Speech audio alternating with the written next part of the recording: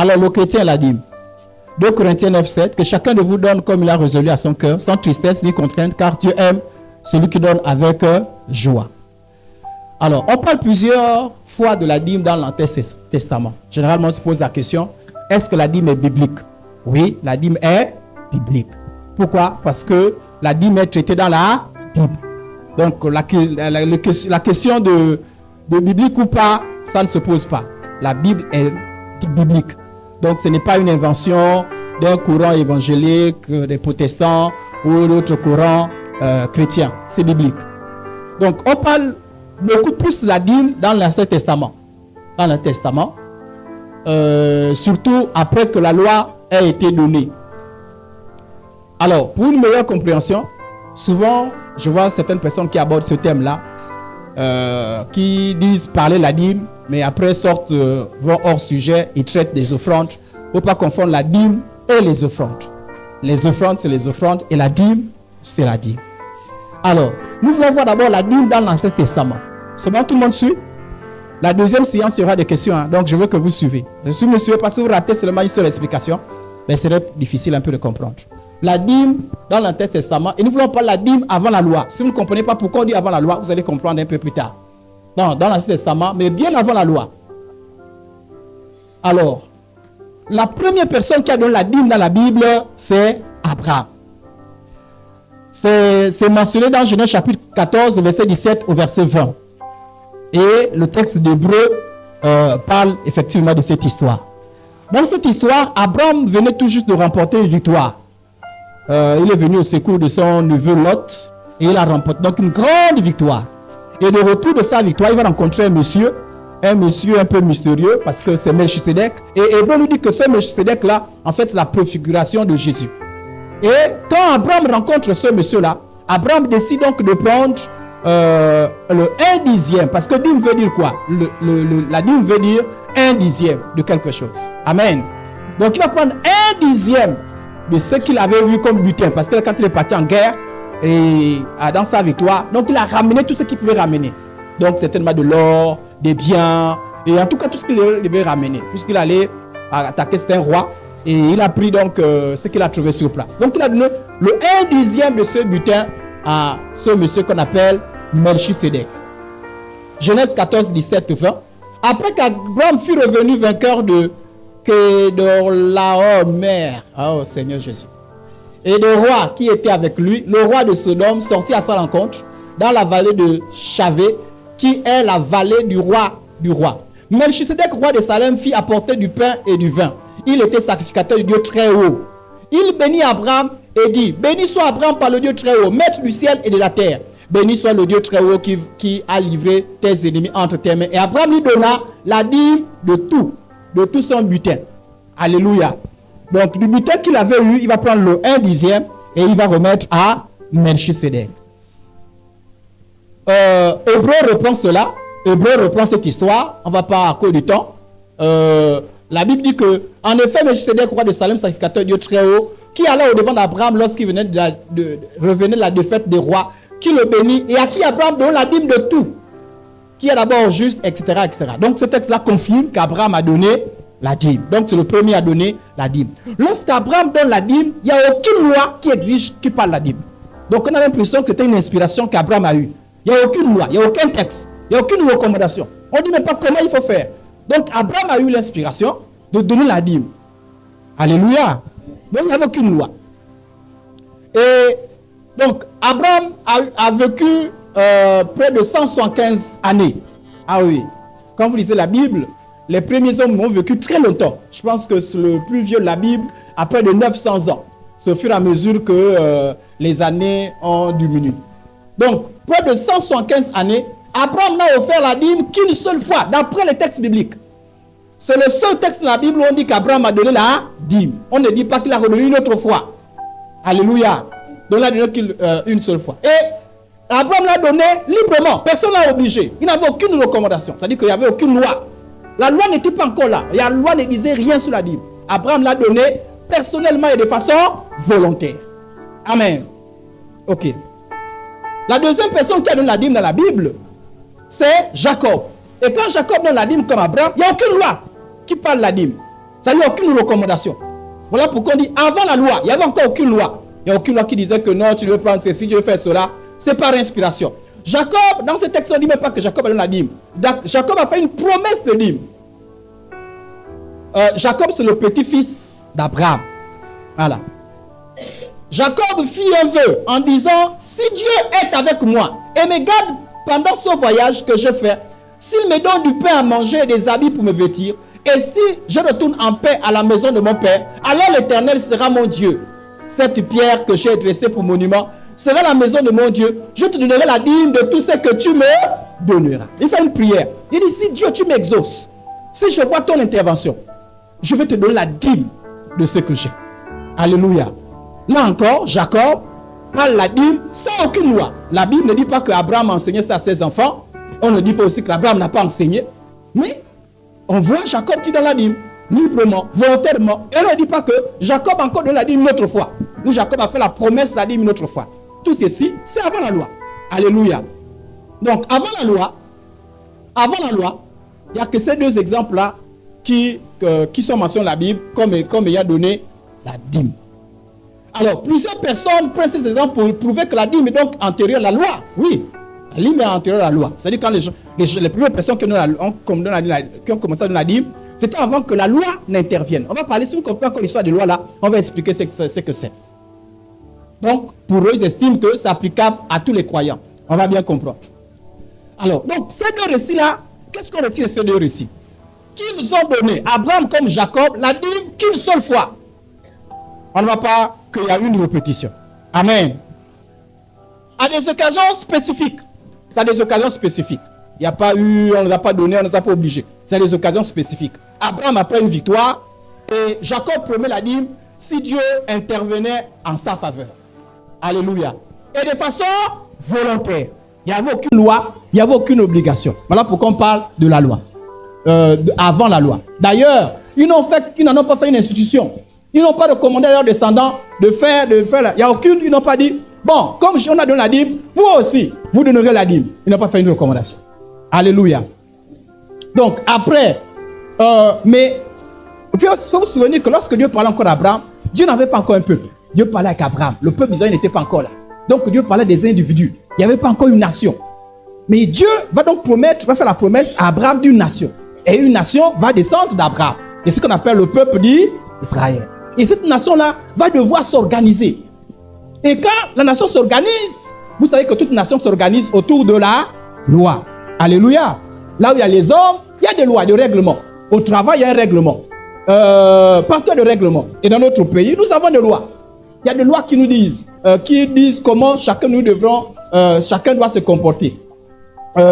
Ses obligations et ses devoirs. Donc, la dîme sous la loi. Donc, quand la nation d'Israël a commencé à se développer, ben, Dieu a donné une loi. Donc, ce n'est que beaucoup plus tard, avec la formation de l'organisation de la nation d'Israël, lors de la promulgation de la loi, que la dîme devient une obligation légale, auquel était soumis tout Israël, y compris le Lévite, à l'exception du sacrificateur. Je vais vous expliquer pourquoi tout à l'heure. Donc, le peuple d'Israël va s'organiser et Dieu va donner la loi. Dieu va donner la loi. Il y a beaucoup de lois. Tu ne tueras pas, tu ne feras pas ceci, tu ne feras pas cela. Et parmi ces lois-là, y compris la dîme. Je ne sais pas si on a compris. Avant, il n'y avait pas encore la loi. C'était volontaire. Les gens le faisaient comme par inspiration. Mais là, quand le peuple d'Israël va s'organiser, et le peuple d'Israël reconnaissant l'Éternel des armées comme étant Dieu, mais Dieu va donc commencer à donner des lois. Et nous allons voir comment, qu'est-ce qui est dit dans cette loi-là. Alors, donc, avec la loi, la dîme perd son caractère volontaire et de libéralité et elle devient une obligation. La loi dit maintenant que tout un chacun doit donner la dîme. Avant Abraham, il n'y avait pas une loi. Je ne sais pas si on a compris. Il n'y avait pas une loi. Il n'y avait pas même, on ne comprenait pas comment. C'est-à-dire que si tu poses la question, je donne la dîme comment? Quand? Il n'y avait aucune loi, il n'y avait aucune directive. Abraham et Jacob ont donné librement, volontairement, comme par inspiration. Mais avec le peuple d'Israël, la loi va organiser, va dire comment? Il va donner des détails sur la dîme. Donc, on va faire une obligation. Ça devient une obligation. Une prescription légale. Un devoir religieux. Dont le non-respect constituait un péché entraînant des conséquences. Et nous allons voir qu'est-ce qui est dit dans la loi? Qu'est-ce que la loi dit sur la dîme? Je ne sais pas si on a compris. Amen, amen. Nous allons voir ce que la loi dit sur la dîme. Parce que lorsque nous prenons la dîme, sachant qu'en réalité même, c'est plus dans la loi que on parle plus de la dîme.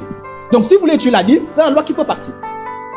Alors, sachez tout d'abord, déjà, ça c'est un texte qui nous dit que toute dîme de la terre, soit des récoltes de la terre, soit du fruit des arbres, appartient à l'Éternel. Et c'est une chose consacrée à l'Éternel.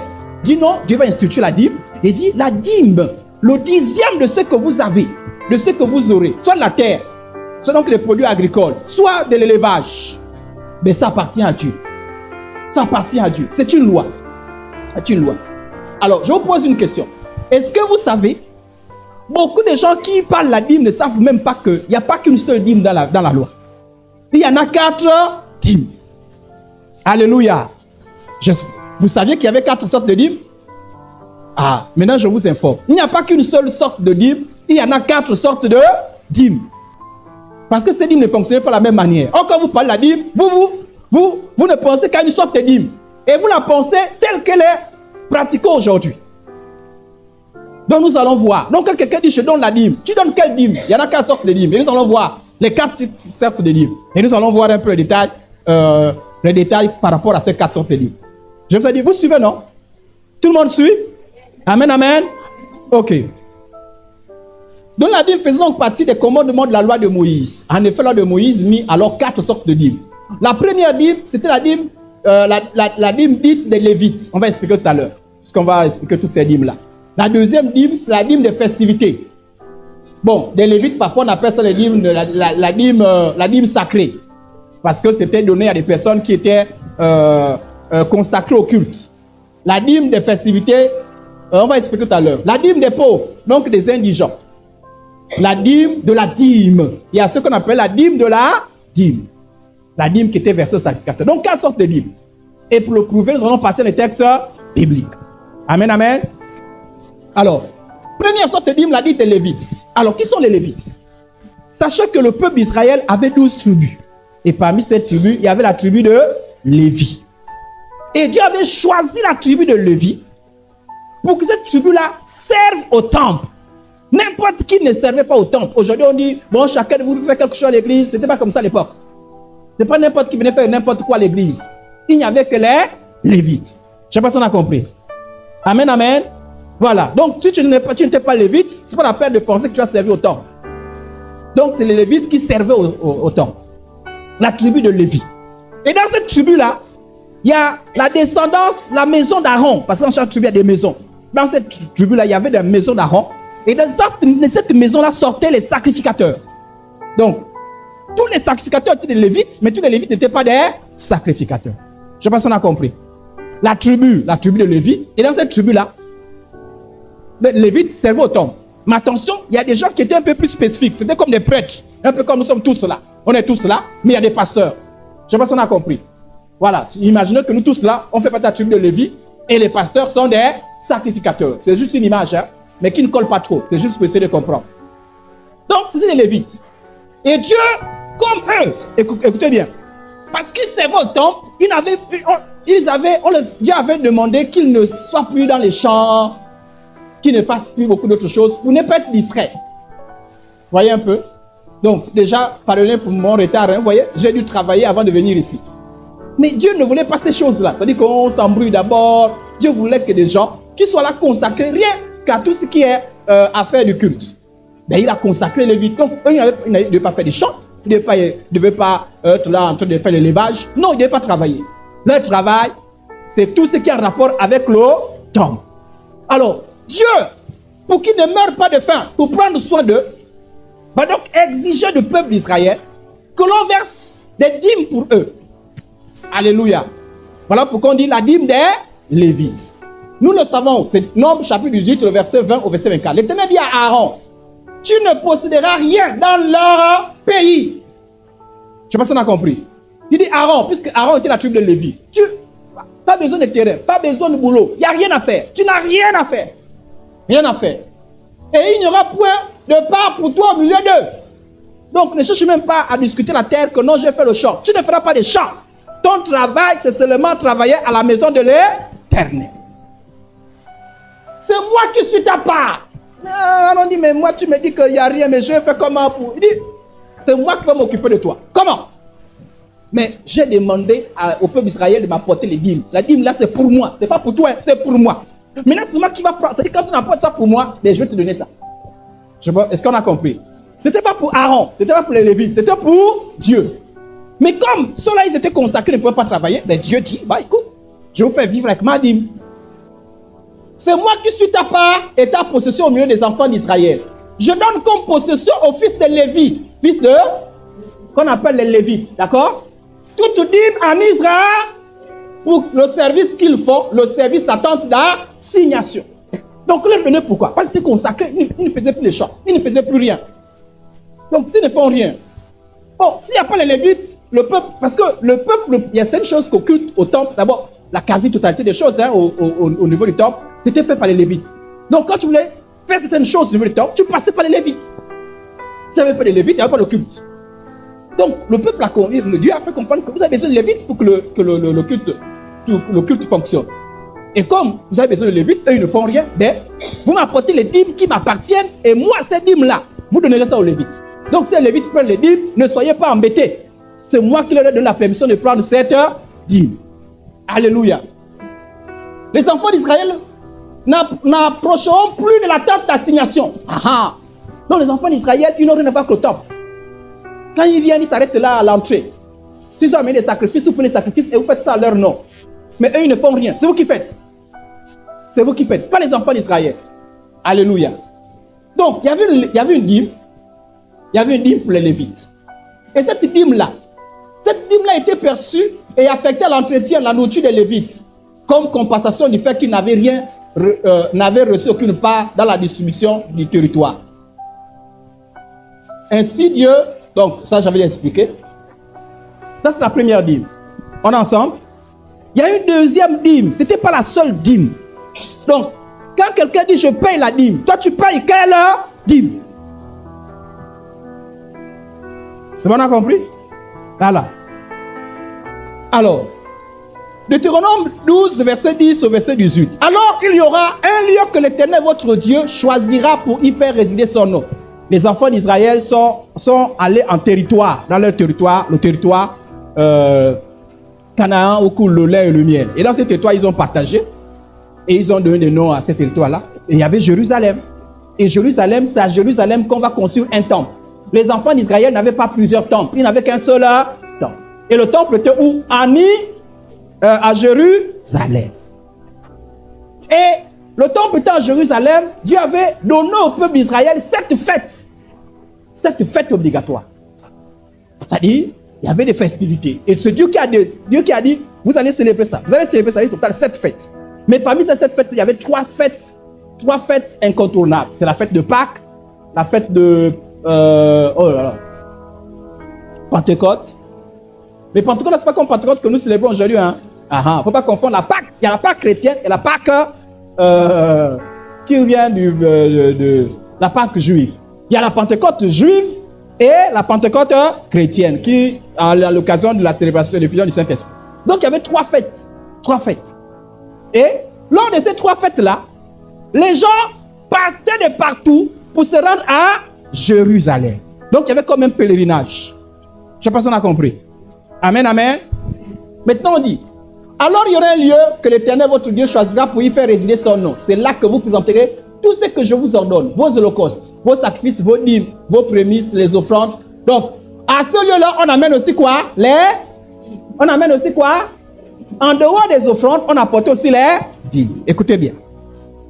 Vos prémices, les offrandes, etc., les offrandes choisies que vous ferez à l'Éternel pour accomplir vos vœux. C'est là que vous vous réjouirez devant l'Éternel, votre Dieu.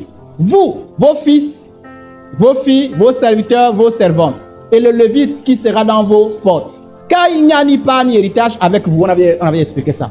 Garde-toi d'offrir tes holocaustes dans tous les lieux que tu verras, mais tu les offriras tes holocaustes au lieu que l'Éternel choisira dans l'une des tribus, et c'est là que tu feras tout ce que je t'ordonne.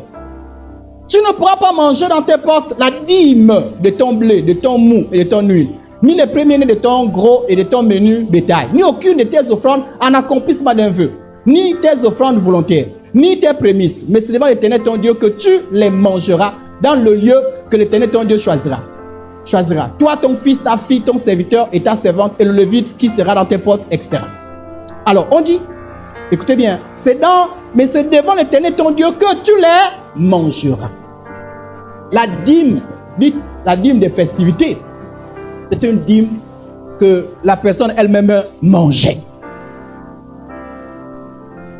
Oh, je vais expliquer comment ça se passait. Ça dit, la dîme là, on ne donnait pas, c'était pas une dîme qu'on donnait aux Lévites.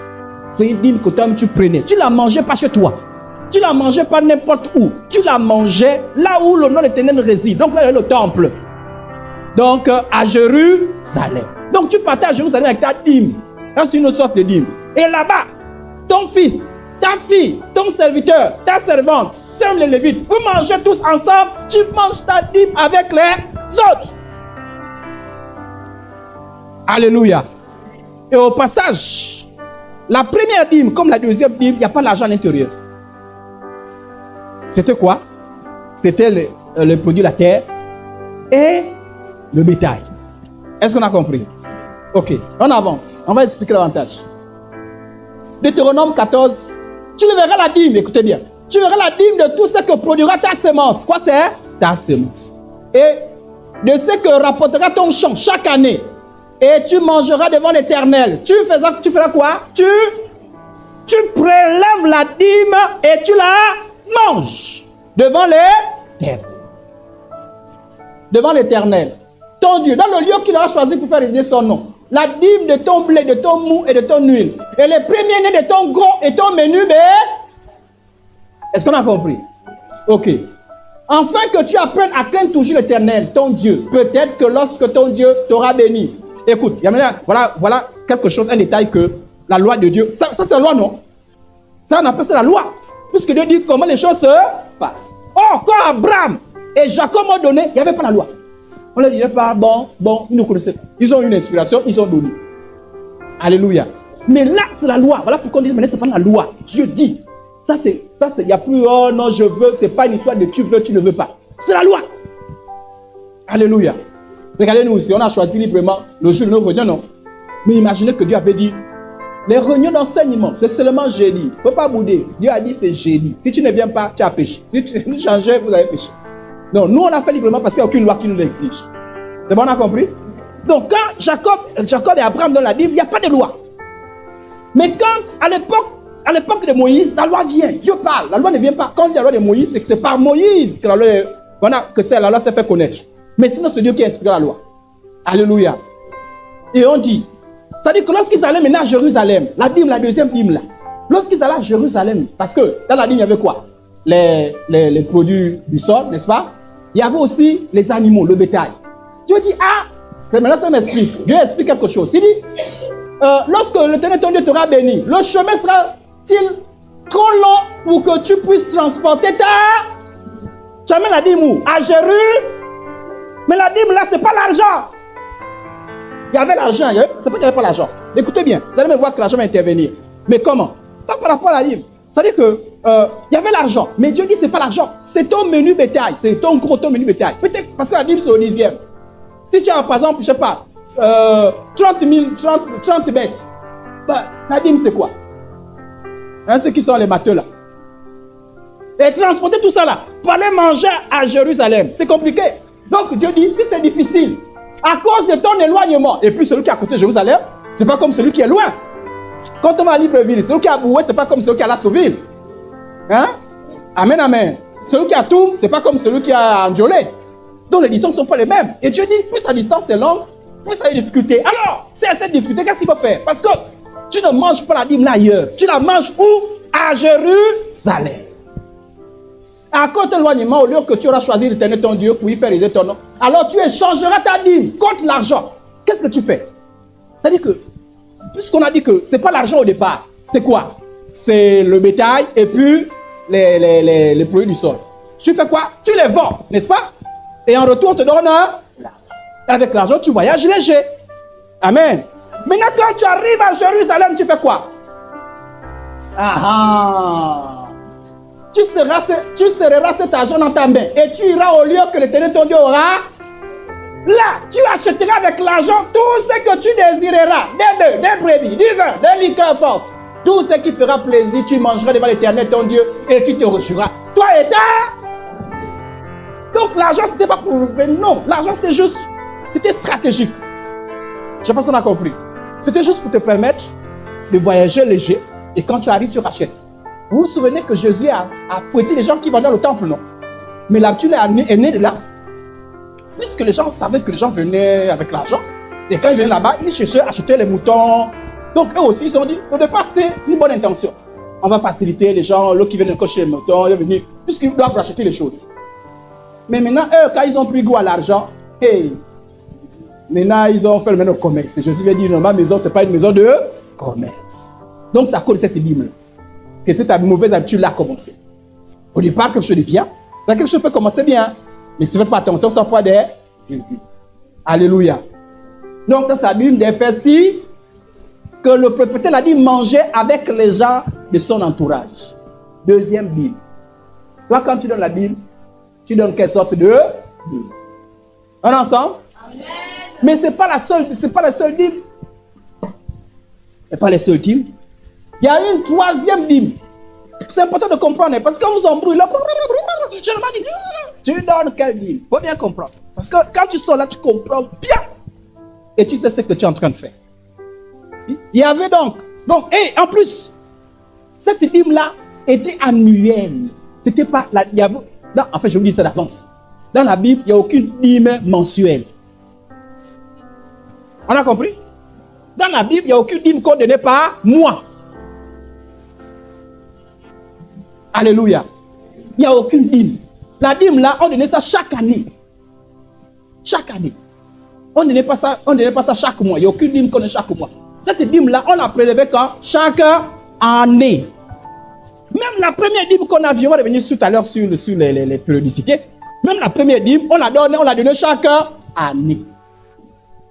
Donc, si tu veux donner la Bible sur la loi, si tu dis, bon, moi je choisis de donner la Bible la Bible sacrée, la Bible de Lévite, mais on dit que la Bible là, tu l'as donnée chaque année. Toi, tu donnes ta Bible mensuelle. C'est écrit où? Bon, on a adapté, bon, on a essayé, ok. Maintenant, on va parler de ça tout à l'heure. Mais d'abord, il faut d'abord comprendre d'abord ce qui est écrit. Amen, amen. Quand tu as eu un rêve, j'ai eu un rêve, il y avait l'eau, et puis il y avait un truc qui m'a fait peur. Tu racontes d'abord le rêve, non? Après, tu interprètes, non? Mais il faut d'abord que je comprenne le rêve. Maintenant, tu interprètes. Parce que le parole peut symboliser la parole. Hein? Le peut symboliser aussi la malédiction, peut symboliser beaucoup de choses. Mais je suis bien. J'ai fait un rêve, il y avait la parole. Oh frère, est-ce qu'il y avait la parole? Non, mais la parole là, c'est l'eau. Raconte d'abord le rêve. Et comme ça, on saura que tu as interprété, parce que nous aussi, tu as interprété. Nous aussi, on dira que ton interprétation n'est peut-être pas juste. Donc, avant de faire les interprétations, dites-nous d'abord comment les choses étaient faites. Pour que nous aussi, ensemble, on puisse analyser. Alléluia. Donc, si vous avez dit que la Bible est mensuelle comme ceci, d'abord, dites-nous d'abord comment c'était fait. Maintenant, nous aussi, on va analyser. Amen, amen. Il n'y avait aucune Bible mensuelle, il n'y avait aucune Bible d'argent. Mais comment on arrive à l'argent? Mais on va voir. Amen, amen. Ok. Donc, cette Bible était amenée au temple. Ça, j'ai expliqué ça déjà. Alors, il y avait une autre Bible, la Bible des pauvres. Cette Bible-là, c'était tous les 3 ans. Donc, chaque 3 ans, après 3 ans, tu devais récolter 1/10 de ton revenu en fin d'année. Et tu devais donner ça à qui? Aux pauvres. Oh! On vous a dit que donnez votre dîme aux pauvres. On va enseigner ça. On a dit que vous prenez la dîme, donnez aux pauvres. Donne la dîme aux pauvres, te mettre sous discipline.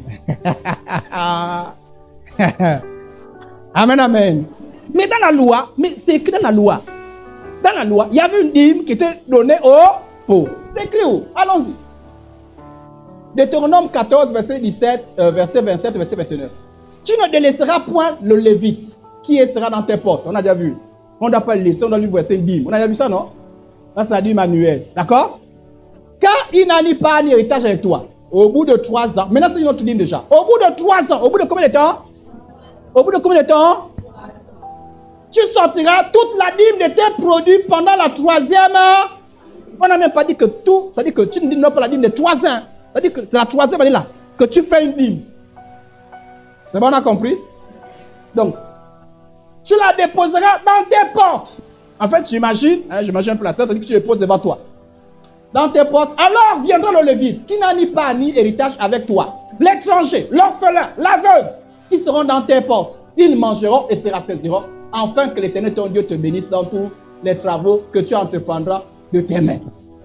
Ça là, c'est l'orphelin vient. Mais ce que je vois devant là, c'est quoi? C'est la dîme de l'Éternel, c'est pour Dieu. Mais Dieu a dit que toi, tu as le droit de manger. Est-ce qu'on a compris? Donc il prend, il mange. Il remercie Dieu, parce que nous a dit non, c'est à Dieu. Mais Dieu a dit que là, lui, il peut manger. L'étranger peut manger. Je ne sais pas si on a compris. Si toi, tu prends la dîme, tu donnes, oh, j'ai vu un orphelin, je donne la dîme. Si c'est le pasteur façon, il va te dire tout, s'il vous plaît. Alléluia. Bon, mais déjà, il faut que tu saches d'abord quelle sorte de dîme tu as donné. Attends, maintenant les chrétiens font quoi? Ils donnent toutes les dîmes ou bien ils choisissent une dîme? Question. Amen. Donc quand toi tu dis, je donne ma dîme. Question. Tu donnes quelle heure? La dîme comment? La dîme partout. La sœur a inventé sa dîme. Amen, amen. Mais parfois vous ne connaissez même pas les textes. Elle dit que quelqu'un dit, ouais, il prend l'offrande, ouais. Attendez, je vais vous donner les textes qu'on vous donne toujours. On arrive doucement. Bon, je ne vous impose rien, je vous donne simplement la connaissance. Vous avez le droit d'écouter l'autre personne, vous avez le droit, je n'ai pas de problème avec ça. Et de tirer votre conclusion. Mais moi, je vous informe, et vous voyez la Bible, allez-y vérifier. Il n'y en a pas qu'une sorte de dîme, il y avait plusieurs sortes de dîmes. Et il n'y avait pas qu'une seule personne qui bouffait la dîme. Puisque parfois, les pasteurs disent, nous, on est les Lévites. Mais il n'y avait pas que les Lévites qui bouffaient la dîme. On est les sacrificateurs. Il n'y avait pas que les sacrificateurs. Et même, on va voir ça, aujourd'hui, nous sommes tous devenus des... À l'époque, non, il n'y avait que la descendance d'Aaron qui était sacrificateur. Aujourd'hui, nous sommes tous des... Si tu bouffes la dîme en tant que sacrificateur, même si je suis pas pasteur, je bouffe tout le monde. Dès que quelqu'un dit je te reçois comme si c'est un personnel, tu es sacrificateur. On va lire, tout le monde va lire les textes. Il faut bien comprendre les choses. Vous savez, nous, on n'a aucun intérêt à... Vous savez, beaucoup de gens, s'il fallait que je me précipite, pourquoi beaucoup de gens sont accrochés là-dessus? Parce que c'est l'argent. Donc vous pensez que moi j'ai besoin d'argent. J'ai besoin d'argent pour les choses de Dieu. J'ai même besoin d'argent personnel. Donc si je voulais de l'argent, je vous manipulerai. Mais l'argent, sous la manipulation, c'est un argent maudit. Il faut qu'on donne l'argent dans la vérité. Amen, amen. Donc, voilà pourquoi on vous expose les choses, pour qu'on fasse les choses librement. Amen, amen. Quand on enseigne comme ça, je dis oui, mais celui qui la vérité aux gens, ils vont plus participer pour l'œuvre de Dieu.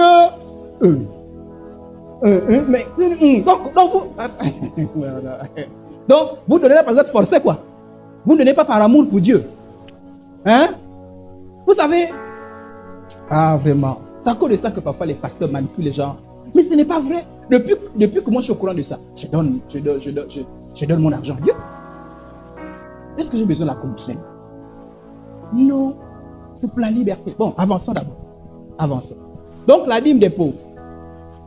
Maintenant, une dernière sorte de dîme qu'on appelait la dîme. La dîme. Ensemble, on dit la dîme. Ce n'est pas notre invention, c'est écrit ici. Là. Alors, je disais tout à l'heure que ceux qui étaient au service du temple, c'était les Lévites. Mais dans les Lévites, il y avait ce qu'on appelait les sacrificats. En d'autres, en fait, c'est le synonyme de prêtre. Voilà.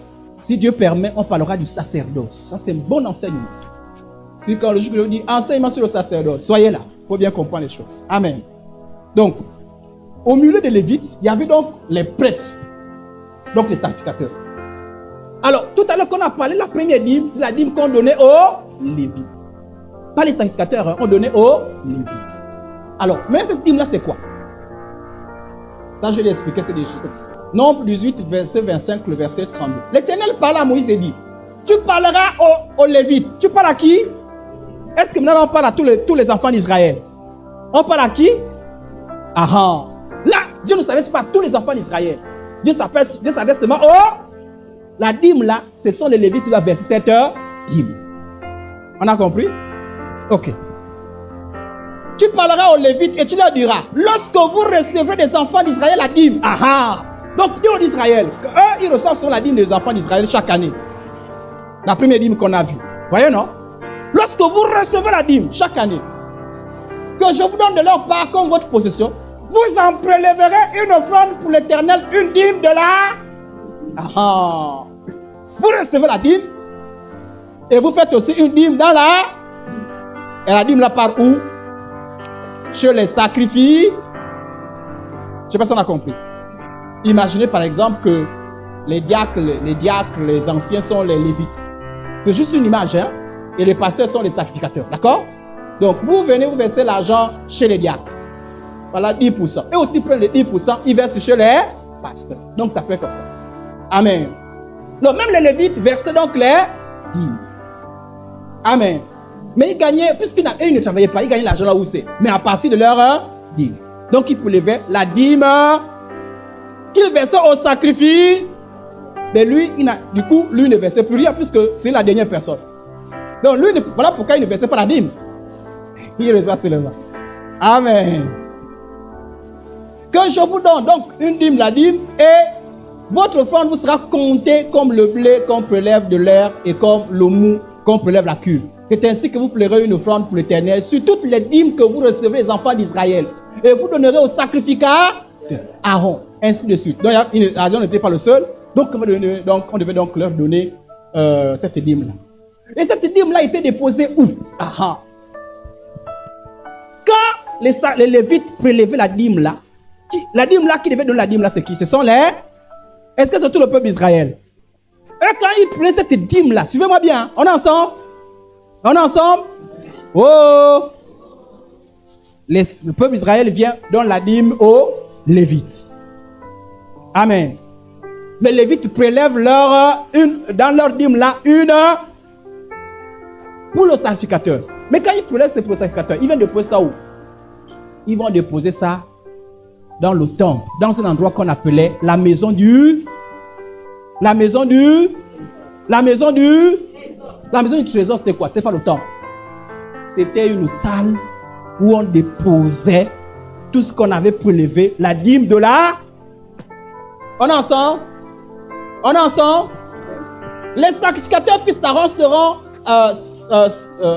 le sacrificateur fils d'Aaron sera avec les Lévites quand ils lèveront la dîme. Et les Lévites apporteront la dîme à la maison de notre Dieu. Dans les chambres de la maison du... Amen. Ok. Apportez à la maison du trésor toutes les dîmes. D'après vous, Dieu s'adresse à qui? On est ensemble? Apportez à la maison du trésor. On s'adresse à qui? Est-ce que quand on prêche le texte, on dit que c'est Lévite qu'on s'adresse? On s'adresse aux chrétiens, non?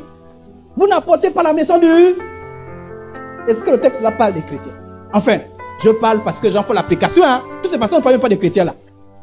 Donc, la recommandation là, ce n'était pas au peuple. Dieu n'était pas fâché contre le peuple. Dieu était fâché contre les Lévites. Parce que quand ils recevaient la dîme, ils ne reversaient pas leur... On dit, apportez à la maison du Jésus. La dîme, en fait, qui a la nourriture dans ma maison. Mettez-moi la sorte à l'épreuve, dit l'Éternel des armées, et vous verrez si je ne vous pas pour vous les écluses des cieux, si je ne prends pas sur vous la bénédiction en abondance. Bon, maintenant on peut faire une application, hein. Mais déjà, sachez que le premier sens de ce verset-là, on s'adresse aux Lévites, on s'adresse au peuple d'Israël. Donc, ce n'est pas le peuple qui avait fauté là, dans ce texte-là. Ce sont les Lévites. Amen, amen. Donc, on a vu combien de sortes de dîmes? 4 sortes de... Bon, maintenant, quand on dit que le chrétien donne la dîme, il donne quelle dîme? Maintenant, allons-y à la nature des dîmes. Bon, là, je n'ai pas besoin d'expliquer. Hein. J'imagine que vous connaissez déjà. Produit la terre et du gros, les versets sont là. Est-ce qu'il y avait l'argent? Vous avez appris qu'il y avait l'argent? Il n'y a pas l'argent, non? Bon, maintenant les gens vont dire oui, mais vous savez à l'époque, c'est parce qu'il n'y avait pas l'argent. Il y avait l'argent, hein? Oui, aujourd'hui, on travaille plus et plus l'agriculture. Ok. Bon, c'est l'application. Les colons sachent d'abord. Donc, c'était produire la terre et du bétail. Et d'ailleurs, écoutez bien, On dit, Lévitique 27, verset 33, on n'examinera point si l'animal, vous savez, quand il faut donner sa dîme, tu prends le 1/10. La Bible dit, tu n'examines pas si l'animal est bon ou pas. Si tu prends le 1/10, là, tu déposes. Qu'il soit bon, qu'il soit mauvais, dépose. Et on ne fera point d'échange. C'est-à-dire que tu demandes, oh, je donne à Dieu, oh, une belle brebis. Est-ce que je peux échanger? La Bible dit, tu n'échanges même pas. Est-ce que je peux donner à la place l'argent? Dieu dit, ne donne même pas. On ne fera point d'échange. Si l'on remplace, si jamais tu es entêté, on dit, si l'on remplace un animal pour un autre, s'ils seront l'un et l'autre, c'est-à-dire que si tu dis que tu vas remplacer, dis, bon, je change de brebis. Tu amènes une autre brebis. La Bible dit au Lévite, il dit, prends les deux. Comme il a voulu échanger, tu prends les deux. Parce qu'on n'échange pas, on ne rachète pas. Dieu ne voulait pas qu'on rachète. Donc il n'y avait pas d'argent. L'échange qu'on a vu, c'est juste, c'était stratégique pour arriver à Ni. Donc il n'y avait pas d'argent à l'intérieur. Alors la fréquence, la dîme. Combien de fois dans la loi? On est dans la... On est ensemble? Amen, amen. Après on va aller dans la nouvelle alliance, non? On va voir Jésus, que les apôtres. Et puis après, on tire des conclusions pour nous aujourd'hui. On est ensemble? Ok. Dans la loi, on donne la dîme combien de fois? Quand est-ce? Tous les ans. En tout cas, il n'y a pas tous les mois. Il n'y a pas les dîmes de tous les mois.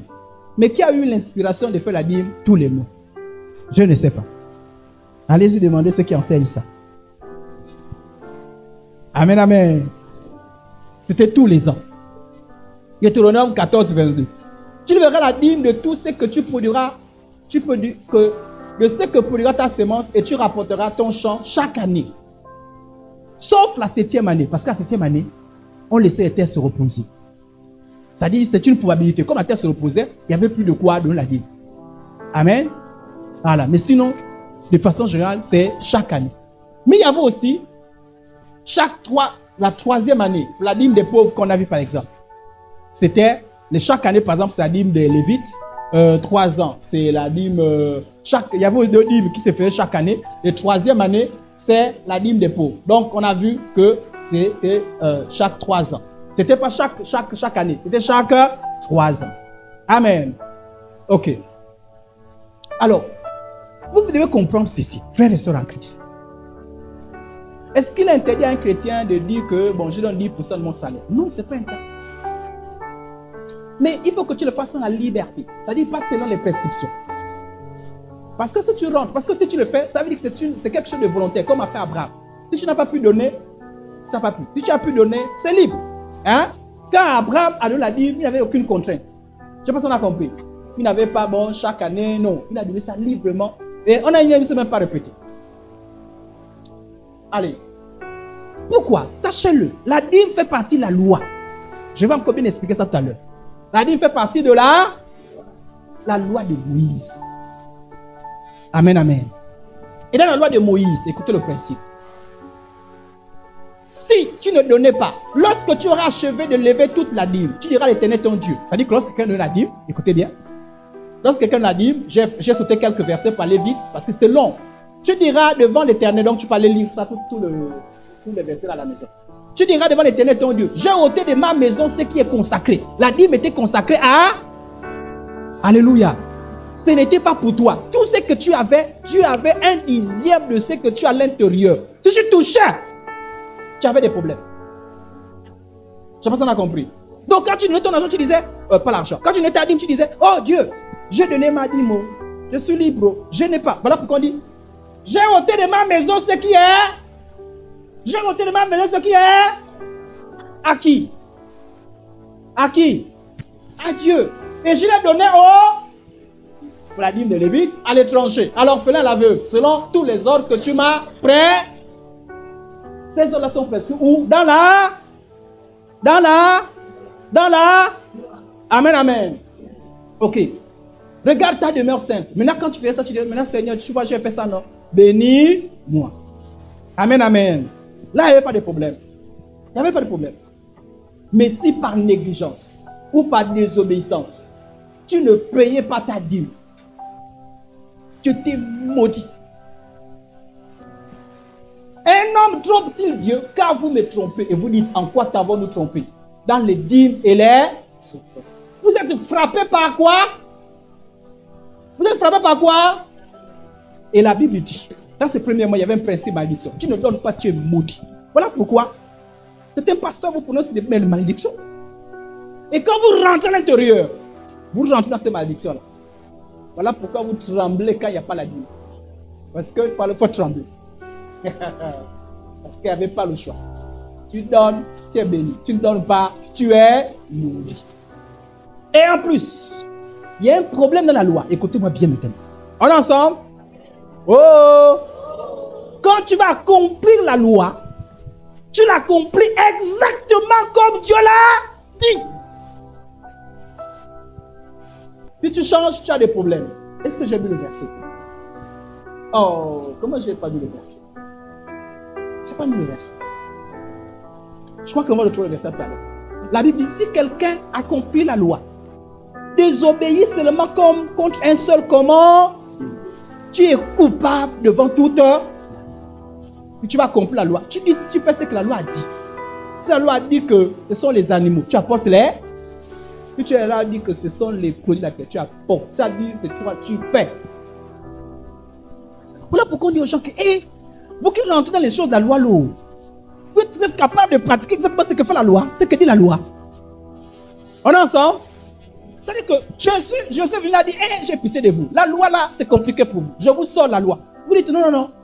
On va parler tout à l'heure de la loi. On va s'arrêter. Mais on va parler quand même. On va parler. Dieu fera grâce. On va parler de ça. Dans l'enseignement, dans la thématique.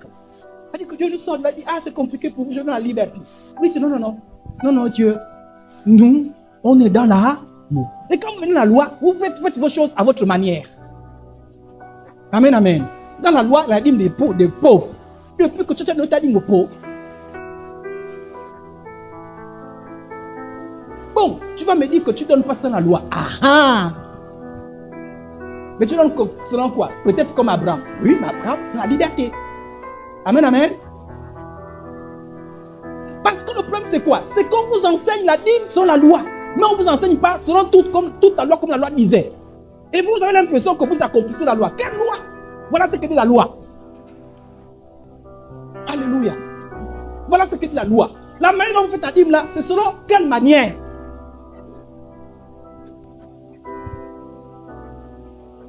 Oh! Parce que toi tu donnes ta dîme là, selon quelle manière? C'est-à-dire que la manière que tu donnes là, on est ensemble? C'est-à-dire que la manière dont tu donnes ta dîme, c'est-à-dire tu tiens la manière d'où? C'est-à-dire qui t'a dit qu'on donne ça chaque mois? C'est écrit où? Bon, on a essayé de voir parce que. Bon, tu as essayé de voir. Pourquoi moi je n'ai pas pu te donner le mois là? Tu me maudis. Parce que parfois ce n'est pas Dieu qui maudit, c'est les pasteurs qui vous maudissent. Tu es maudit, tes enfants seront malades, tu as des problèmes. Maudit. Et on dit les enveloppes. Tu ne donnes pas ton enveloppe. On surveille. On t'appelle même frère. Tu es sûr que c'est ton salaire? Et ça, la dîme là. Bon, si on était sous la loi, on comprendrait qu'on n'a aucun choix. Mais Christ nous a sorti la loi. On va voir ça tout à l'heure. Bon, maintenant, si tu veux vivre selon la loi, mon frère, ma soeur, je n'ai aucun problème avec ça. Vis selon la loi. Mais ne fais pas semblant. C'est-à-dire que selon la loi, voilà ce que la loi dit. Parce que je sais que je dis aux gens, si vous voulez faire des choses selon la loi, faites comme la loi dit. Mais vos manipulations là, ça vient d'où? On va voir un peu. On va parler de ça. Amen. Donc, quand tu veux pratiquer la loi dit, tu dois faire exactement comme dit. On ne va pas être hypocrite. Amen. Mais vous choisissez la loi que vous voulez. Vous laissez la loi. La loi de Moïse, pas la loi de Moïse. On a la dîme pendant la période transitoire entre l'alliance et la nouvelle alliance. Vous savez qu'on n'est plus dans l'ancienne alliance, non? Pendant la loi, on était dans quelle alliance? Dans l'ancienne. Et la nouvelle alliance a commencé quand? Question. À la mort et la résurrection de Jésus. Pendant que Jésus était sur la terre, il était encore dans l'ancienne alliance. Car une alliance, puisqu'on parle du Nouveau Testament, le Nouveau Testament, un testament rentre en vigueur avec la mort du testateur. Donc, la Bible dit que Jésus est né sous la loi. Ça dit que à l'époque de Jésus, c'était la loi. Ça dit que les choses s'est passées selon la loi. Amen. Il a été présenté au temple selon la loi. D'ailleurs, la Pâque célébrait Jésus. Vous savez que Jésus a célébré la Pâque, non? C'était pas la Pâque chrétienne, hein? C'était la Pâque juive. Pas la Pâque chrétienne, hein? Mais les chrétiens ne célèbrent plus la Pâque juive. Les chrétiens célèbrent la Pâque que Jésus a instituée. Amen. Amen. On peut s'inspirer de la Pâque juive, mais nous ne sommes plus tenus de cette Pâque-là. Alors, sachez-le, quand Jésus est sur la terre, la nouvelle alliance n'avait pas encore été inaugurée. Cette dernière a commencé à la mort de Jésus-Christ. En effet, Jésus, avant sa mort et sa résurrection, ne demandait pas aux gens de ne pas respecter la loi. Voilà pourquoi Jésus ne demandait pas aux gens de ne pas respecter la loi, puisque Jésus était sous la loi. Amen, amen. Donc, quand quelqu'un faisait la loi, il n'avait pas de problème. Ils étaient sous la loi. Ils étaient sous la loi. Quand tu es sous la loi, tu fais selon la loi. On est ensemble. Ok, donc sur la loi, vous faites selon la loi. Donc, il ne disait pas, hé, toi, ne fais pas. Non, c'était la loi. Jésus n'est pas venu pour dire, vous là, ne faites pas ça. Puisqu'ils étaient encore sous la loi. Dans l'ancienne alliance. Mais ensuite, avec sa mort, sa réaction, les données changent. Ah oui. Quand vous lisez, par exemple, la lettre aux Hébreux, cet épître-là dit, attention, il ne faut plus agir comme dans l'ancienne alliance. Je sais pas si on a compris. Voilà pourquoi c'est une chose qui était pratiquée dans l'ancienne alliance que nous ne pratiquons plus. Mais avant la mort de Jésus, avant l'église, les gens faisaient les choses selon l'ancienne alliance, c'est la loi de Moïse. On est d'accord? Ok. Donc, quand Jésus est mort, le rideau du temple était déchiré, c'était symbolique pour dire que l'ancienne alliance finit. Nous sommes dans la nouvelle alliance. Donc, Jésus a dit tout à coup. Jésus a mentionné le mot dîme au moins à 2 reprises. Maintenant, nous voulons parler de ce que Jésus a dit sur la dîme. Donc, de tout le ministère de Jésus, du moins ce qui est écrit, puisque tout n'a pas été écrit, mais en tout cas, tout ce qui nous est présenté, Jésus n'a parlé de la dîme que 2 fois. On est ensemble? Et nous sommes curieux de savoir ce que Jésus a dit. Et quand il a parlé de la dîme, on va... Matthieu, malheur à vous, scribes et pharisiens. Il s'adresse à qui? Aux scribes. Ils font partie du peuple dit. Ils étaient encore sous la... Ok. Parce que vous donnez la dîme de la menthe. Donc, la menthe là, c'est le produit du sol, hein? De la nef, du cumin. Et vous laissez ce qui est plus important dans la loi, la justice, la miséricorde et la fidélité. C'est là ce qu'il fallait pratiquer sans négliger les autres choses. Jésus dit, bon, vous là-haut, je vous trouve hypocrite. C'est-à-dire, vous voulez pratiquer la loi, vous êtes dans le légalisme, c'est-à-dire, vous payez la dîme de tout. Ah, ils étaient forts, hein, les pharisiens. Ah, ils paient la dîme de tout, hein. Voilà, l'ananas, la dîme l'ananas, la dîme de la canne, la dîme de Mouniaka, la dîme de... Il dit, mais vous êtes trop fort, hein. Mais le problème, c'est que vous faites toutes ces choses-là, vous êtes méchants. C'est-à-dire qu'on voit la méchanceté dans votre cœur. Vous pensez que c'est comme quand la Bible dit que l'obéissance vaut mieux que les sacrifices. Il dit, si vous attachez tellement à la loi, pourquoi vous oubliez ce qui est important? Mais Jésus dit, mais ce qui est important, c'est la miséricorde, c'est la bonté, c'est la justice. Mais vous êtes trop chaud. Donc, Jésus fait un commentaire sur leur attitude hypocrite. Mais Jésus ne se prononce pas sur la dîme. Jésus ne dit pas, ne paye pas la dîme. Ah oui, Jésus ne dit pas, ne paye pas la dîme. Jésus ne dit pas aussi, paye la dîme. Je ne sais pas si on a compris. N'oubliez pas que la dîme, c'était chez les Juifs, hein, chez les Israélites, les païens, les non-Juifs n'étaient pas concernés par la dîme. Donc, il parle de ceux qui sont concernés par la dîme. Il dit, mais vous là, si dans la loi là, vous êtes fiers de cette loi là, mais vous êtes fiers. Pourquoi vous négligez ce qui est important, la miséricorde, la bonté, toutes ces choses-là? Amen. Donc là, Jésus ne dit pas, paye la dîme ou ne paye pas la dîme. Je pense qu'on a compris. Donc, personne ne peut dire que non, le texte a dit que non, le texte approuve qu'il faut payer la dîme. Oh. Jésus n'a pas dit ça.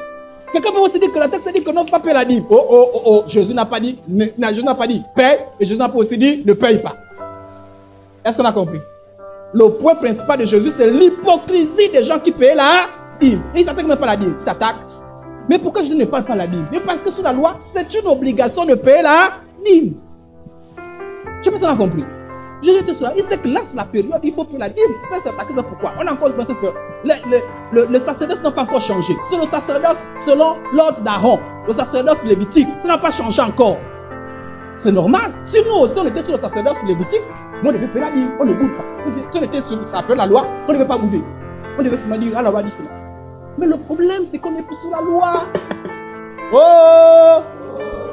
On n'est plus sous la loi. On va expliquer même l'histoire de loi là. Parce qu'après, vous s'embrouillez. Oh, Jésus n'a pas pris la loi, Jésus n'a pas aboli la loi, finalement, on a aboli la loi, on n'est plus sous la loi, on est comme la loi.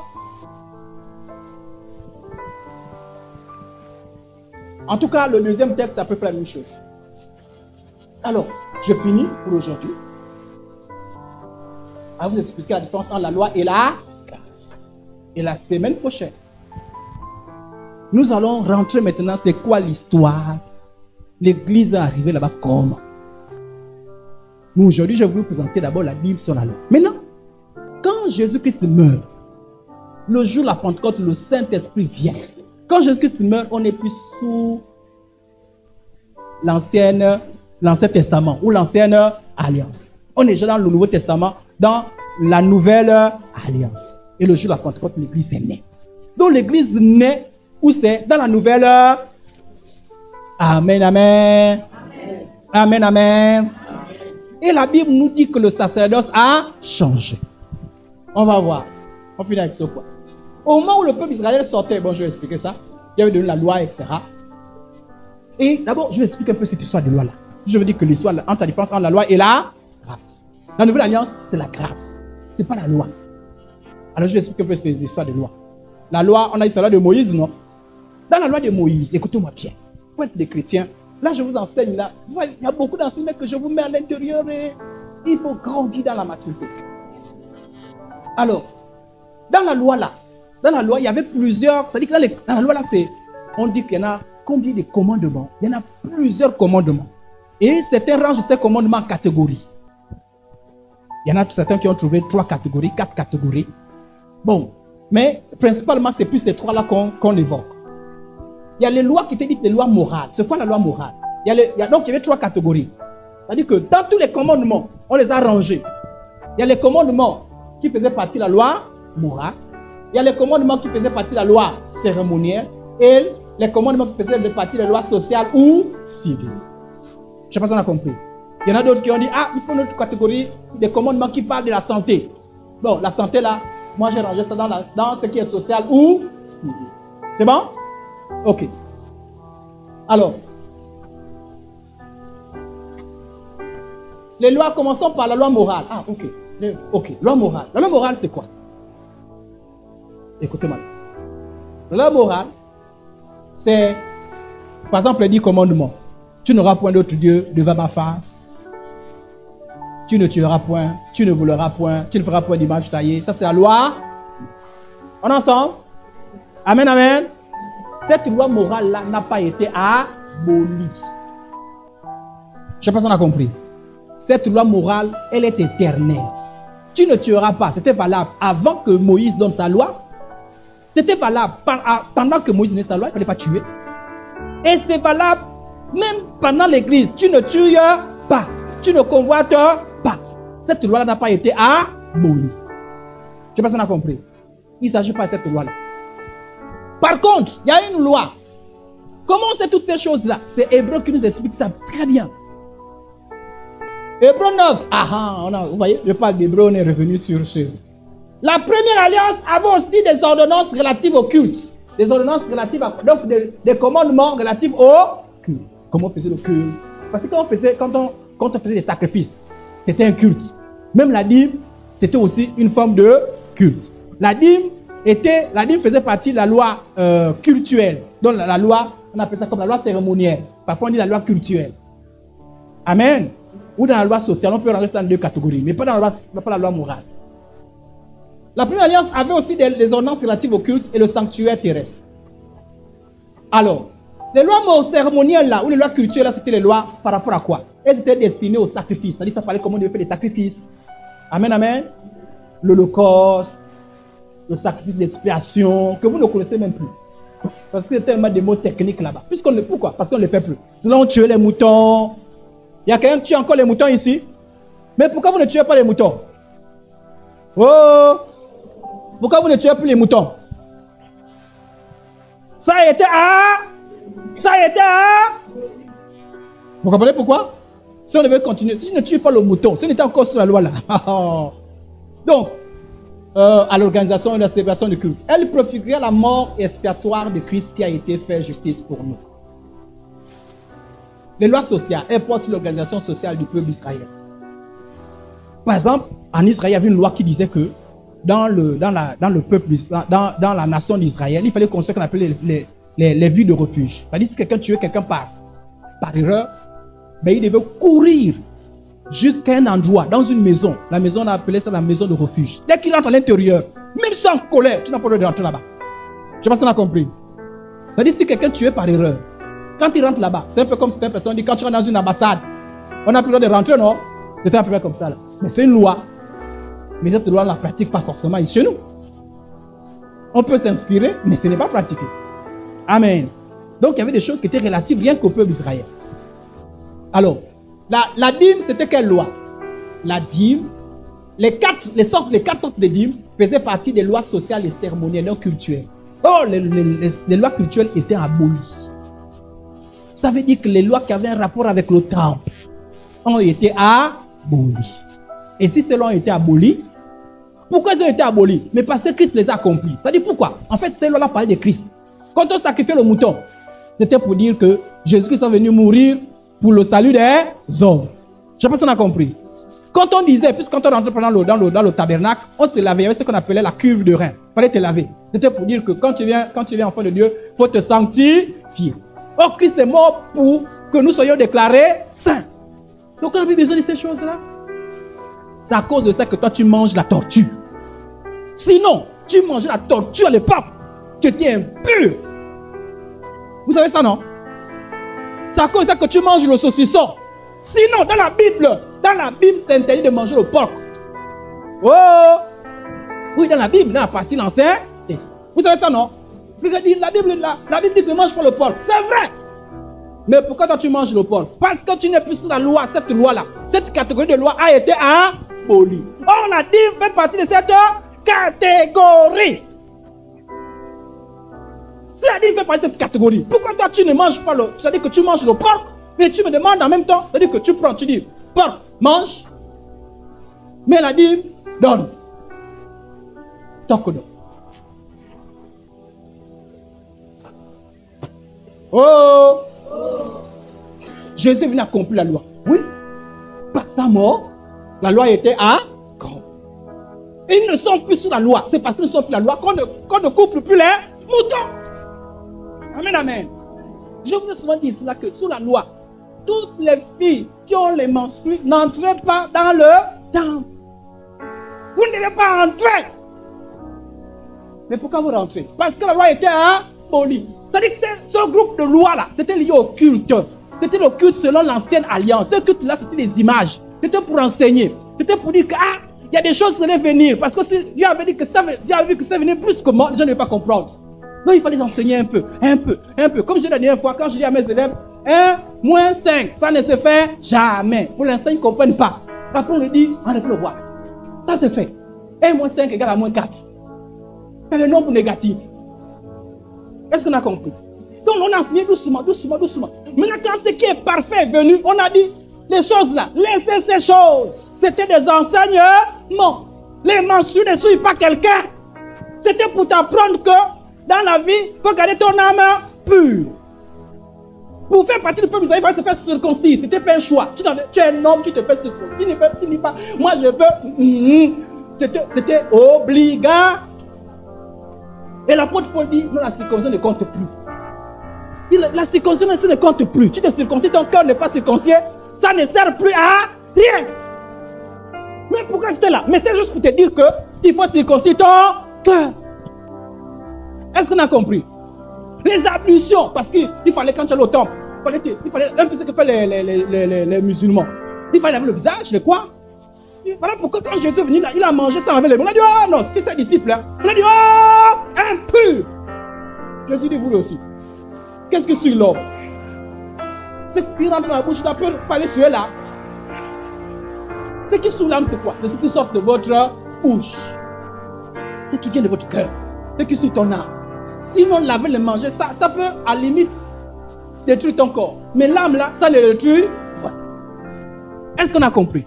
Or, la dîme fait partie de cette loi cultuelle. Elle a été à...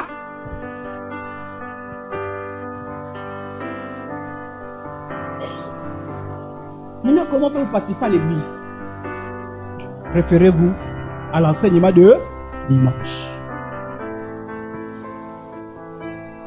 Monsieur, non, on ne participer. Qui a dit ça? On t'a sorti d'un système compliqué. Tu veux t'en sortir comment? Mais les gens, ils te ramènent. Quand je parle de sacerdoce, c'est encore mieux comprendre. Les gens vous ramènent. Regardez, je vais vous prendre un exemple. Quand on dit que tout le monde a le Saint-Esprit, vous ne voulez pas croire à ça. Vous vous dites non, il y a ceux qui sont puissants. Il y a ceux qui sont moins puissants. Vous élevez des gens à la dimension de Dieu. Pendant que toi tu as le Saint-Esprit, l'homme de Dieu aussi a le Saint-Esprit. Il a son rôle, toi aussi tu as ton rôle. Mais il n'est pas meilleur que toi. C'est seulement sa position. La grâce, c'est une affaire de grâce. Mais sinon, tous sont dans le Saint-Esprit. On te dit que le Saint-Esprit te parle. Tu dis non, moi je m'avais chez le prophète. Tu cours après le prophète. C'était dans l'Ancien Testament qu'on courait après le prophète. Dans le Nouveau Testament, on ne court plus après les. Mais vous n'aimez pas ça. Vous n'aimez pas ça. Alléluia. Alléluia. Donc, les lois, nous avons été... Voilà pourquoi j'ai déchiré l'ancienne loi. Déchiré. Voilà pourquoi c'est une chose que tu vois dans la Bible. Il y a certaines choses que tu vois dans la Bible. C'est écrit dans la Bible. Mais nous, regardez. Jésus a dit, il vous a été dit, œil pour œil, dent pour... On te fait du mal, tu rends le... Mais moi, je vous dis, faites du bien à ceux qui vous font. Vous n'aimez pas ça. Parce que vous êtes encore dans l'Ancien Testament. Mais Jésus a changé ça, non? Jésus n'a pas changé ça. Pourquoi est-ce que vous savez que le sabbat, c'était samedi? Le culte se faisait le sabbat. Pourquoi toi tu ne viens pas à l'église faire le culte le samedi, le culte d'ensemble?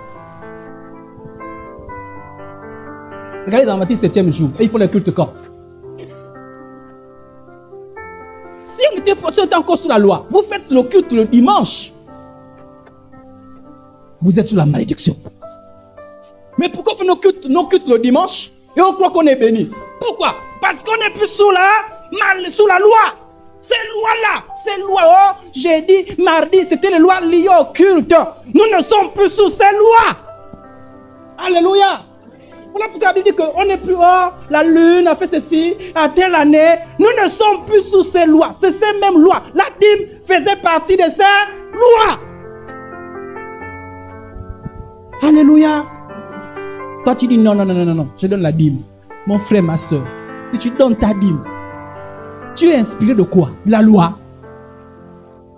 Mais c'est sur la loi. Parce qu'il y a des gens qui prennent le texte. La dîme, il est écrit, amène la maison du trésor. Mais quand on parle du trésor, on ne parle pas, on parle de dîme sur la loi.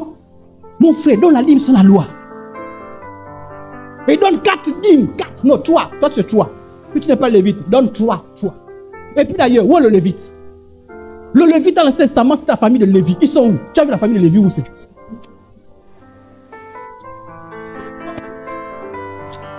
Où est la famille de Lévi où? Il y a quelqu'un qui a la famille de Lévi ici là? Non, nous sommes la famille de Lévi spirituelle. Oui, la famille de Lévi spirituelle c'est qui? Oh non, maintenant c'est les pasteurs. Parce que c'est eux les sacrificateurs. Non, la Bible dit que nous sommes tous des... Attendez, on va aller vite. Attendez, je n'ai pas fini. Je vais revenir sur le détail. Regardez. Je saute, juste pour vous montrer quelque chose. Vous, au contraire, vous, c'est qui? Les enfants de Dieu. Vous êtes une race élue, un sacerdoce royal, une nation sainte, un peuple acquis, un sacerdoce royal. En fait, vous annoncez les vertus. Là, Apocalypse. Et qui a fait de nous un royaume des sacrificats? Tous les enfants de Dieu sont des sacrificats. Donc, c'est pas donner la dîme. C'est pas donner la dîme. Pas donner la dîme. S'il fallait appliquer ça, hein? Parce que comme ça applique, il faut appliquer ça correctement, non? On donne aux sacrificateurs, non? Donner à tout le monde. On a compris? On a compris? Regardez, dans la loi, le souvent sacrificateur a un habillement particulier. Vous voyez pas les autres comme l'habillement comme. Quand ils s'habillent là, c'est pas anti-biblique, hein? Mais tout que vous voyez bizarre là, c'est pas anti-biblique, hein? Non, c'est écrit dans la. Mais dans l'Ancien Testament. L'ordination, c'est écrit dans l'Ancien Testament. Ils devaient s'habiller d'une certaine manière. Le pectoral. Ils avaient des caleçons spéciaux. Ils avaient des robes spéciales. Vous n'avez pas les autres avec ça aujourd'hui là. Vous ne le voyez pas. Mais c'est dans la Bible.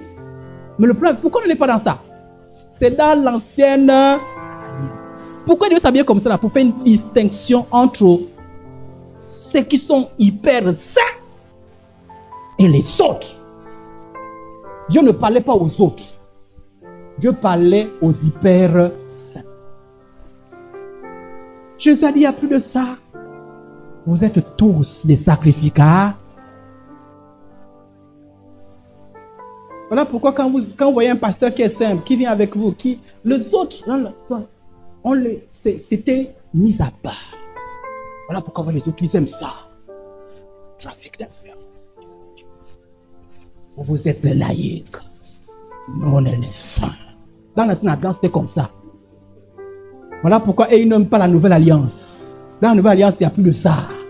On est tous des frères et des sœurs. Voilà pourquoi, ici, là, vous ne verrez pas le pasteur sur une chaise décorée avec l'or à la tête. Et quand tout le monde vient, on sait que lui, là, non, c'est l'homme de Dieu. Comment on dit en anglais, on dit quoi? Bishop, God is, comment, man of God, quelque chose comme ça, là. Que Dieu m'aide en anglais, oh Seigneur Jésus. Alléluia. Mardi, soyez là. On va encore bien expliquer. Amen, amen. Et pas encore fini, hein. Mais vous savez. Maintenant, les gens ils disent que si on vous explique ça, vous n'allez plus participer pour l'œuvre de Dieu. Du coup, vous n'allez plus donner. Non, au nom de Dieu. Le principe, c'est le premier texte que je vous ai fait lire. Maintenant, on revient au premier texte que je vous ai fait lire. Est-ce que je reviens? Le premier texte que je vous ai fait lire. Tout le début. Voilà pourquoi j'ai mis ça au début. Voilà le principe de tous les enfants de Dieu. Le premier texte que je vais faire lire. Tout au début. Voilà, ça. Que chacun de vous donne comme il a résolu à son cœur, sans tristesse, il est contraint. Car Dieu aime celui qui donne avec joie. Si tu as dit c'est 10%, c'est toi-même. Si tu as dit c'est 20%, c'est toi-même. Si tu as dit c'est 100%, c'est toi-même. Selon toi, les dieux. Je n'ai pas à te dire amène l'enveloppe, mets 10%. Ou je n'ai pas vu ton nom, frère. Je n'ai pas vu. Et puis je connais ton salaire. Tu as 1 million. Pourquoi je n'ai vu que 20 000? Je n'ai pas fait ça. Au nom de quoi je vais faire ça? Dans la loi, c'était oui, il fallait que je fasse ça. Parce que tu es méchant et tu seras maudit. Parce que la loi dit que tu ne donnes pas, tu es maudit. Et ceux qui vous plongent sur la loi là, ils se mettent sur la loi et vous disent, ah, vas-tu la loi, tu es maudit. Et tu dis, je sors de là. Tu me maudis pourquoi? Je ne suis plus sur la loi au nom de... Bon, maintenant, vous, quand je vous ai dit que la dîme, c'est plus... Vous avez l'impression que, oui, oh, mais on veut la dîme. Oui, si vous voulez la dîme, je vais vous mettre sur la dîme. Vous allez voir. Vous voulez rentrer sur le principe de la dîme, non? Vous voulez rentrer à l'intérieur? Parce que c'est rigide, hein? Sur la dîme, on ne blague pas. C'est ça ou c'est pas ça? Alléluia. Mais avec Christ, tu donnes selon que tu as résolu. Seulement ne sois pas cupide. Seulement ne sois pas méchant. Si c'est 100%, c'est 100%. Tu es libre. Dieu t'a inspiré. Alléluia. Ce mois-là, j'ai décidé de donner tout mon salaire parce que je veux que l'œuvre de Dieu avance. Gloire au... Il n'y a pas... Non, ce mois, j'ai donné 5%. Gloire au Seigneur. C'est toi et Dieu. Voilà pourquoi il dit, référez-vous à l'enseignement de dimanche. Maintenant, s'il vous plaît, n'allez pas voir les autres en disant, hé, toi là qui la dîme là, dans le vent, ne cherchez pas les bagarres, pardon, amen. Si dans la dîme, gloire à Dieu. Seulement, bon, quand tu connais, tu laisses les autres. Ceux qui sont dans Noël, on les laisse faire dans le reste de Noël, non? Seulement on prie pour un Seigneur, pour qui ne pêchent pas, ils amènent les bas, comment on a voulu, à sapin, ils ont le bas Père Noël, oh Seigneur, aide, délivre. Maintenant, si tu as un frère qui te prend à côté, tu dis, ah mon frère, soeur, tu peux donner librement. Moi, je vois souvent, parfois, c'est pitié. Hein. Parfois, tu sens qu'il est là. Il me reste que la dîme. Et ça fait la dîme. Le pasteur a dit, je donne. Je suis là. J'ai un parent qui est malade. Mais le pasteur a dit, obligatoire. Eh, pitié. Est-ce que tu es encore libre? C'est-à-dire quand tu amènes la dîme, tu es triste. On peut donner et puis ça fait mal au cœur parce que la chair fait mal au cœur. Mais tu l'as décidé libre. Mes parents, maudits, vous êtes maudits. Vos enfants sont malades. Et si par malheur ton enfant est malade, vous voyez, frère, sœur, vous voyez, non, vous voyez, malédiction. Je ne vous maudirai pas au nom de Jésus parce qu'il m'a pas demandé de vous maudire. Seulement je vous dirai, ne soyez pas cupides. Alléluia. Donnez. Mais la Bible a dit ça dans la Nouvelle Alliance, que chacun donne comme il a. Pourquoi moi je vous dis ça? Vous boudez. Maintenant, si toi-même, tu te fais toi-même, c'est toi-même, tu dis, ah, moi, je voudrais donner 10%, c'est toi-même. Si tu as donné 20%, c'est toi. Donc, si tu as décidé 10%, maintenant que 10% n'est pas tombé, ne viens pas pleurer devant moi parce que je ne t'ai rien exigé. Je n'ai pas dit, ce mois-là, je ne pourrais pas faire 10%, je n'ai trouvé que 5%. Moi, je termine sur la contrainte. Tu es libre, non? Amen, amen. Amen. On va revenir mardi prochain. Et là, par la grâce de Dieu, j'espère que j'aurai un peu plus de temps. Pardonnez pour ceux qui sont arrivés très tôt. Et puis, il y aura des questions.